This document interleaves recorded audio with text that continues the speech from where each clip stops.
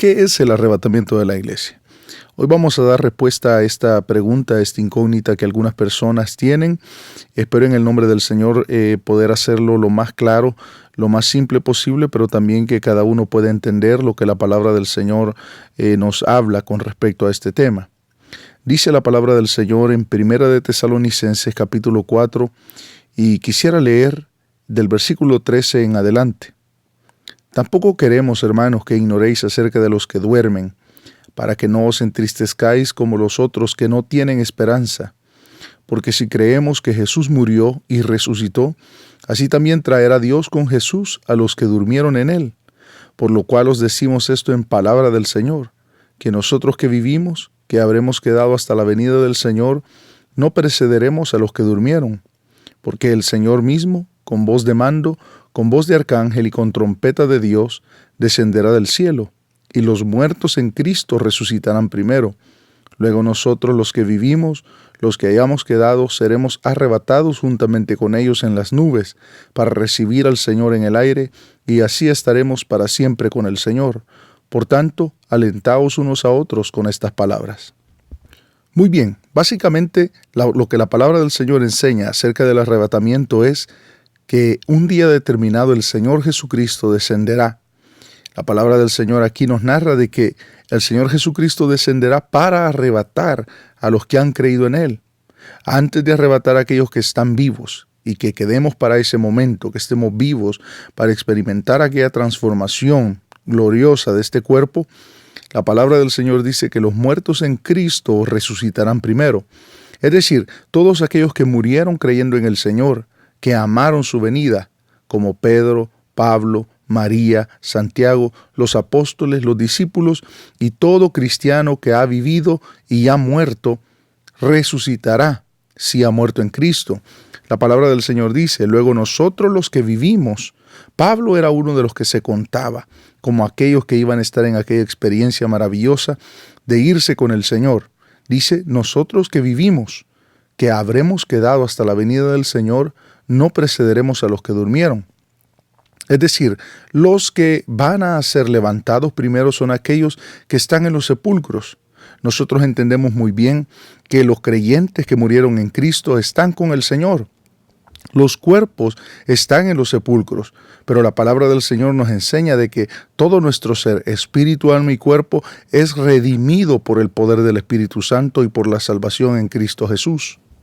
Ahora, ese cuerpo que está ahí en ese sepulcro resucitará y será transformado y será revestido de un cuerpo glorioso. Ahora, los que vivimos, los que estemos en el tiempo del arrebatamiento y de este suceso maravilloso, seremos transformados en un momento, en un abrir y cerrar de ojos. Fíjese lo que dice la palabra del Señor en Primera de Corintios, capítulo 15, verso 51. He aquí os digo un misterio, no todos dormiremos, pero todos seremos transformados, en un momento, en un abrir y cerrar de ojos, a la final trompeta, porque se tocará la trompeta, y los muertos serán resucitados incorruptibles, y nosotros seremos transformados, porque es necesario que esto corruptible se vista de incorrupción y esto mortal se vista de inmortalidad. Muy bien, el apóstol Pablo dice, se oirá una trompeta, y lo acabamos de leer también en Primera de Tesalonicenses. Capítulo 4, verso 16 dice, porque el Señor mismo, con voz de mando, con voz de arcángel, y con trompeta de Dios descenderá del cielo, y los muertos en Cristo resucitarán primero. Este es el arrebatamiento de la iglesia. El Señor sacará a la iglesia, a los que creen en Él, de esta tierra antes que los juicios y la gran tribulación vengan para esta tierra impía.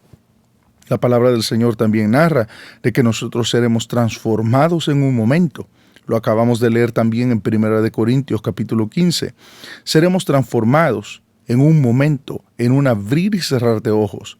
La palabra del Señor no se equivoca y dice la palabra del Señor que este cuerpo será vestido de incorrupción, que este cuerpo mortal será inmortal. Eso es lo que la palabra del Señor enseña. Y si se da cuenta, la palabra del Señor dice en el verso 17 del capítulo 4 de Primera de Tesalonicenses, Luego nosotros, los que vivimos, los que hayamos quedado, seremos arrebatados. De ahí es donde viene el término arrebatamiento de la iglesia o rapto de la iglesia. Seremos arrebatados juntamente con ellos en las nubes para recibir al Señor en el aire. Es decir, el Señor desciende del cielo, pero nos espera en el aire. Luego nosotros subiremos a donde está Él. Y dice, y así estaremos para siempre con el Señor. A este suceso se le agregan algunas preguntas. ¿Por qué el Señor tiene que sacar a la iglesia de este mundo? ¿Por qué todos los que creen en el Señor Jesucristo serán arrebatados? Hay diferentes razones. Voy a mencionar algunas de ellas sin entrar en detalles porque ya sería un estudio un poco más profundo acerca de esto, pero hablemos de las razones por las cuales el arrebatamiento sucederá. En primer lugar, será para la recompensa de cada uno de los que hayan servido al Señor. La palabra del Señor dice que cada uno recibirá la recompensa de lo que haya hecho para el Señor aquí en la tierra, como lo narra Primera de Corintios capítulo 3. Además de eso, la palabra del Señor dice en Apocalipsis capítulo 19 que nosotros recibiremos al Señor en bodas. Habrá una boda, y esto es algo simbólico, pues es una unión. Esto representa una unión para siempre con el Señor. Esto se llama la cena de las bodas del Cordero. Eso es lo que sucederá en el arrebatamiento, cuando la iglesia entre al cielo con el Señor Jesucristo. Y otra razón por la cual la iglesia va a ser arrebatada es porque juicios grandes vienen para esta tierra. El Señor juzgará la maldad y el pecado del ser humano. Y es ahí donde el Señor va a ajustar cuentas con las naciones, con toda la perversidad, la depravación, la inmoralidad que se está desatando en las naciones. El Señor va a juzgar y los juicios más grandes que jamás ha visto la tierra los verá en esos días de la gran tribulación que sucederán después del arrebatamiento de la iglesia. El Señor liberará a la iglesia o librará de esos juicios que vienen para esta tierra. Cuando los juicios estén cayendo en esta tierra, la iglesia estará firme y guardada en el Señor, en los cielos. Esto es lo que nosotros conocemos como el arrebatamiento o rapto de la iglesia. Que la iglesia será sacada de esta tierra. Y ahora que nosotros estamos viendo los días en los que estamos viviendo, tenemos que entender de que ya son días en los que el Señor puede venir en cualquier momento. Las profecías están cumplidas, la palabra del Señor nos enseña de que tenemos que esperar al Señor como si fuera hoy que el Señor tiene que venir. Si se fija usted lo que la palabra del Señor dice en Primera de Tesalonicenses, en lo que acabamos de leer, Pablo se contaba como uno de aquellos que iba a ver el arrebatamiento de la iglesia.